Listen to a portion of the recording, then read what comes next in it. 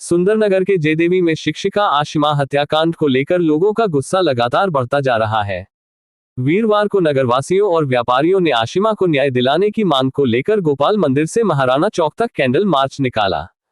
इस दौरान लोगों ने नम आंखों से आशिमा को श्रद्धांजलि दी और हत्याकांड की निष्पक्ष व गहन जांच की मांग उठाई। कैंडल रैली के बाद प्रदर्शनकारियों ने एसडीएम अमर नेगी के माध्यम से मुख्यमंत्री सुखविंदर सिंह सुक्खू को ज्ञापन सौंपा। ज्ञापन में मामले की जांच के लिए विशेष जांच दल यानी एसआईटी के गठन की मांग की गई। प्रदर्शनकारियों का आरोप है कि हत्याकांड को करीब 15 दिन बीत जाने के बाद भी पुलिस आरोपी पति के कार्यालय की सीसीटीवी फुटेज की जांच नहीं कर पाई है। साथ ही फोरेंसिक जांच और फिंगरप्रिंट से जुड़ी कार्रवाई को लेकर भी लोगों ने सवाल उठाए हैं। रैली में आशिमा के पिता सुलेमान अंसारी, प्रतिमा अंसारी, आशिद, यूसुफ अंसारी और यूनुस अंसारी, सतीश अवस्थी, परवेज तथा जुबिन सहित बड़ी संख्या में परिजन शामिल हुए। वहीं व्यापार संगठन के प्रदेश महासचिव सुरेश उर्फ बब्बू पंसारी, सुंदरनगर व्यापार मंडल के सचिव संजय शर्मा, पार्षद बनिता भल्ला, पूर्व पार्षद अरुणा तथा गोपाल जी महिला मंडल की प्रधान अंजू और ज्योति सोरी भी मौजूद रहीं। महिलाओं, पुरुषों और बच्चों ने बड़ी संख्या में कैंडल मार्च में भाग लेकर आशिमा के लिए न्याय की आवाज बुलंद की। लोगों की मांग है कि मामले की जांच एसआईटी से कराई जाए और दोषियों को जल्द से जल्द कड़ी सजा दिलाई जाए। हिमाचल टुडे टीवी के लिए सुंदरनगर से सिमरन की रिपोर्ट।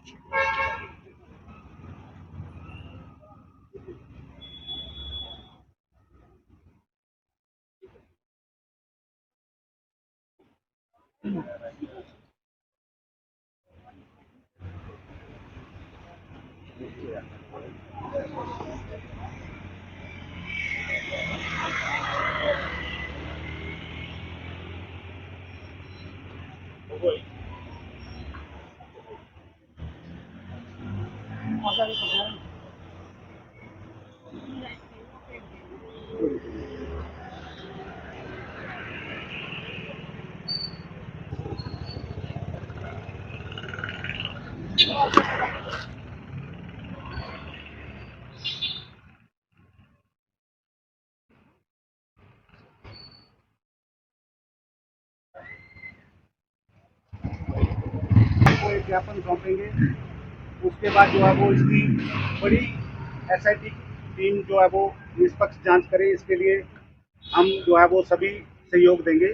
तो 2 मिनट के लिए इस बच्ची की शांति के लिए जो है वो मौन रखें। न्याय की मांग करते हैं, हम न्याय की मांग करते हैं। आशिमा के हत्यारों को फांसी दो, फांसी दो। आशिमा के हत्यारों को फांसी दो, फांसी दो। आशिमा के हत्यारों को फांसी दो, फांसी दो। आशिमा के हत्यारों को फांसी दो, फांसी दो। फांसी दो, फांसी दो।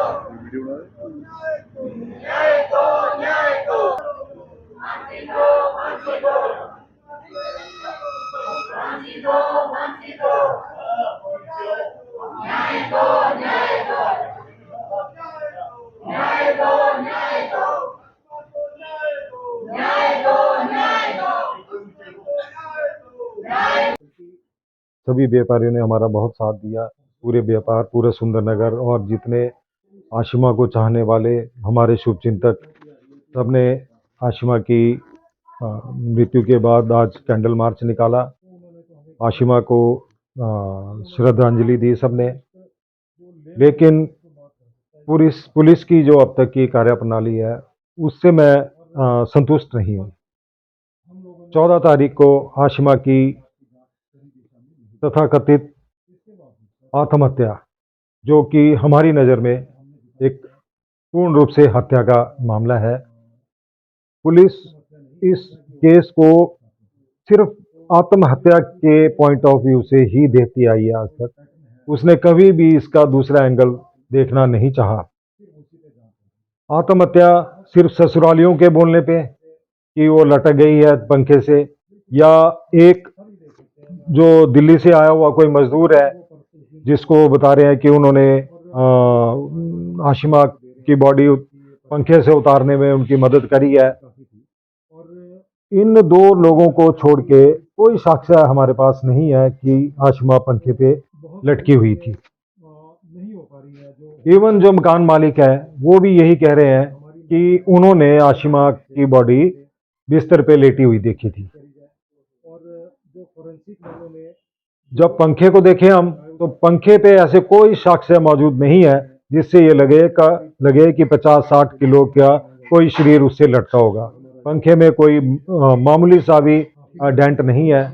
पंखे पे लगी हुई धूल जिस तरह पहले होती है उसी तरह धूल पड़ी हुई है आज भी। उसमें कोई भी थोड़ा सा भी रत्ती भर ये फर्क नहीं है कि धूल भी हटी हो। तो ये हमारे लिए मानना पॉसिबल नहीं है कि वो पंखे पे उसी चुन्नी से लटकी होगी जिस चुन्नी को हमें दिखाया गया था।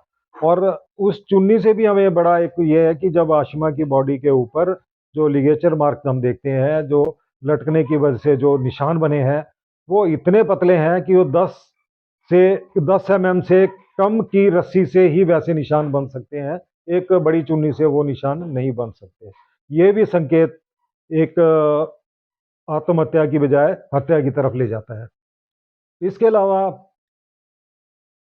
आशिमा का एक जो बैग है जिसमें कि अक्सर वो अपना सोने के गहने, घड़ी, स्कूल की चाबी और दूसरे एटीएम कार्ड वगैरह या अन्य दस्तावेज उसमें रखती थी।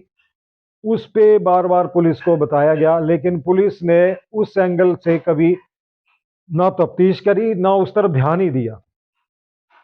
ऐसा लग रहा है पुलिस शुरू से ही ये मान के बैठी है कि एक सिंपल आत्महत्या का केस है और इसको ऐसे ही क्लोजर रिपोर्ट दे दी जाएगी। इस चीज को जब लेके हम डीएसपी साहब से भी मिले, उससे पहले एसपी साहब से भी मिल के आए थे मंडी, तो कोई संतोषजनक हमें उत्तर नहीं मिल पाया।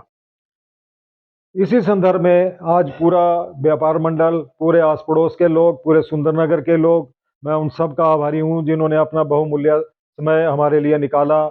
और उन सब के साथ जाके हमने अपने मुख्यमंत्री जी को एक ज्ञापन दिया एसडीएम महोदया के माध्यम से, जिसमें कि एसआईटी कमेटी के गठन की मांग की है।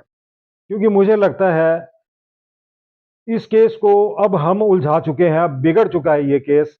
क्योंकि जिस दिन फॉरेंसिक वाले आए थे उस दिन से ही उन्होंने पहले ही स्टेप से इस केस की जो छानबीन है गलत तरीके से शुरू कर दी थी।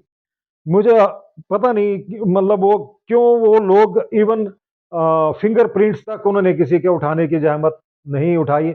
उन्होंने सिर्फ यही दिखाया कि ये पंखा है, पंखे की रॉड से लटका होगा। जबकि जो मौजूद थे आदमी, जो 2 आदमी जो बता रहे हैं कि हमने उतारा था पंखे से, वो बोल रहे हैं कि पंख से लटकी हुई थी। तो फॉरेंसिक वाले उल्टा उसका कर गए कि ये उसके रॉड से लटकी हुई थी, जो कि कोई भी कोरिलेट नहीं हो रही है चीजें। और भी जितने बयान सबूत जो मिल रहे हैं एक दूसरे से मेल नहीं खा रहे हैं। मुझे हैरानी है कि पुलिस आज तक भी आशिमा के हस्बैंड के ऑफिस से फुटेज नहीं जुटा पाई। पता नहीं इसके पीछे क्या राज है, क्यों वो ऐसा मान के चल रहे हैं कि ये जो मृत्यु है सिर्फ आत्महत्या से ही हो सकती है।